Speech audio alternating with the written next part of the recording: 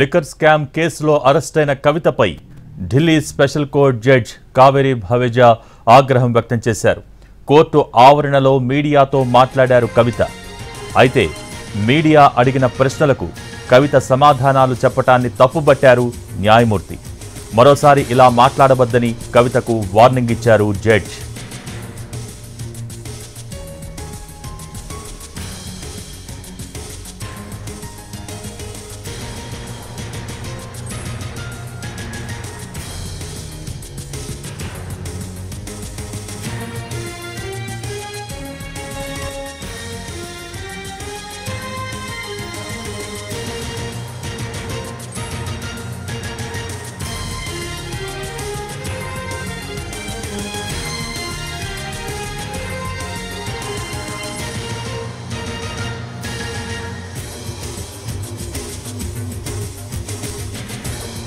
Liquor scam కేసులో అరెస్టైన కవితపై Delhi special court judge Kaveri Baweja ఆగ్రహం వ్యక్తం చేశారు.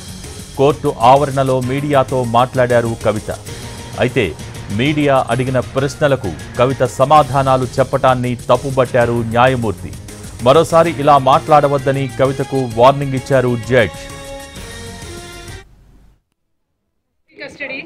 బయట బీజేపీ వాళ్ళు మాట్లాడారు, లోపల సిబిఐ వాళ్ళు కూడా అడిగిందే అడుగుతున్నారు. 2 నెలల నుంచి నథింగ్ న్యూ.